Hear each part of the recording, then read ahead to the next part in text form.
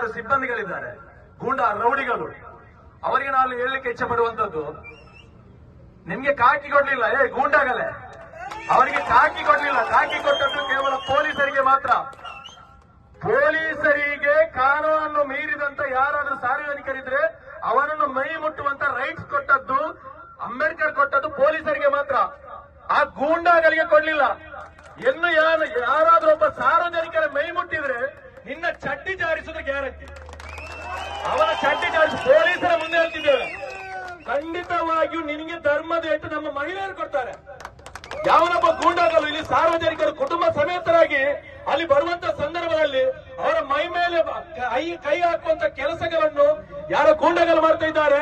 ನೀವು ಅರ್ಥ ಮಾಡಿಕೊಳ್ಬೇಕು, ಇಲ್ಲಿ social democratic party of India ಎನ್ನುವಂತ ಒಂದು ಪಕ್ಷ ಇಲ್ಲಿ ಬ್ರಹ್ಮರ ಕೊಟ್ಲು ಮತ್ತು ಬೀಚ್ ರೋಡ್ ಅಲ್ಲಿ ಇದೆ ಎನ್ನುವಂತ ನೀವು ಅರ್ಥ ಮಾಡಿಕೊಳ್ಳಿ.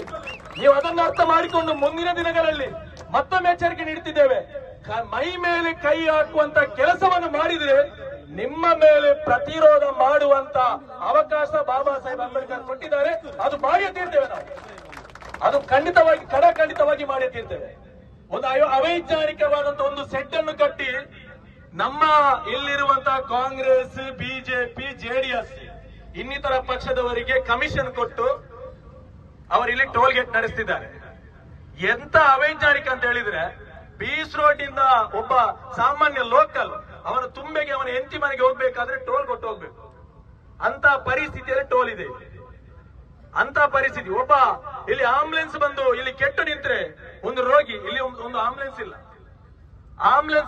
ಒಬ್ಬನಿಗೆ ಒಬ್ಬ ಮಹಿಳೆಯರು ಕುಟುಂಬ ಸಮೇತರಿಗೆ ಎಂದು ಎಲ್ಲಿಗೆ ಇಲ್ಲಿ ಧರ್ಮಸ್ಥಳಕ್ಕೆ ಬರ್ತಾರೆ, ಬೀಚ್ಗೆ ಬರ್ತಾರೆ, ಜೋರಾಗಿ ಮೂತ್ರ ಅಥವಾ ಮಲ ವಿಸರ್ಜನೆ ಮಾಡ್ಲಿಕ್ಕೆ ಬಂತು. ಇಲ್ಲಿ ಮಲ ವಿಸರ್ಜನೆ ಮಾಡ್ಲಿಕ್ಕೆ ಅವಕಾಶ ಇಲ್ಲ. ಎಲ್ಲಾದ್ರೂ ರಸ್ತೆ ಬದಿಯಲ್ಲಿ ಮಲ ವಿಸರ್ಜನೆ ಮಾಡಬೇಕು ಅಂತ ಸ್ವಚ್ಛ ಭಾರತ ಎನ್ನುವಂತ ಸಂಕಲ್ಪ ಮಾಡಿದಂತ ಕೇಂದ್ರ ಸರ್ಕಾರದ ಅಂಡರ್ ಅಲ್ಲಿರುವಂತ ಟೋಲ್ ಗೇಟ್, ಅಂತ ಟೋಲ್ ಗೇಟ್ ಇಟ್ಕೊಂಡು ಇವತ್ತು ವಸೂಲಿ ಮಾಡ್ತಿದ್ದಾರೆ, ದಂಧೆ ಮಾಡ್ತಿದ್ದಾರೆ. ಬಂಧುಗಳೇ, ಇವತ್ತು ನಮ್ಮ ಬೇಡಿಕೆ ಇದೆ. ಬಹಳಷ್ಟು ಬೇಡಿಕೆಗಳನ್ನು ಇಟ್ಟು ಈ ಹೋರಾಟ ನಾವು ಮಾಡ್ತಾ ಇದ್ದೇವೆ. ಈ ಬೇಡಿಕೆ ಹೋರಾಟ ನೀವು ಅನ್ಕೊಳ್ಬಹುದು ಇದು ಕೇವಲ ನಮ್ಮ social democratic party of India ಎನ್ನುವಂಥದ್ದು ಹೋರಾಟದ ಮೂಲಕ ಮಾತ್ರ ಬಂದಂತದ್ದಲ್ಲ. ನಮ್ಮ ಗ್ರಾಮಾಂತರ ಜಿಲ್ಲೆ ಅಧ್ಯಕ್ಷರಾದಂತ ಅನ್ವರ್ ಸಾದತ್ ಅವರ ಹೋರಾಟ, ಪೆನ್ನಿನ ಮೂಲಕ ಹೋರಾಟ. ಈ ಹೋರಾಟದಲ್ಲಿ ನಿಮ್ಗೆ ನಿಮ್ಮ ಇಲ್ಲಿರುವಂತ ಯಾರು ಅಧಿಕಾರಿಗಳಿರ್ಬೋದು ಅದಕ್ಕೆ ಸಪೋರ್ಟ್ ಮಾಡುವಂತವರು, ನಾಳೆ ನೀವು ಕೆಲಸವನ್ನು ಕಲ್ಕೊಳ್ಬಹುದು. ಹೆದ್ದಾರಿ ಪ್ರಾಧಿಕಾರದ ಅಧಿಕಾರಿಗಳೇ, ದಯವಿಟ್ಟು ಇದನ್ನು ನೀವು ಆಲಿಸಬೇಕು. ನೀವು ನಿಮ್ಮ ಕೆಲಸ ಕಾರ್ಯಗಳನ್ನು ಕಲ್ಕೊಳ್ಬಹುದು. ಇದಕ್ಕೆ ನೀವು ಅವಕಾಶ ಮಾಡಿ ಕೊಡಬೇಡಿ.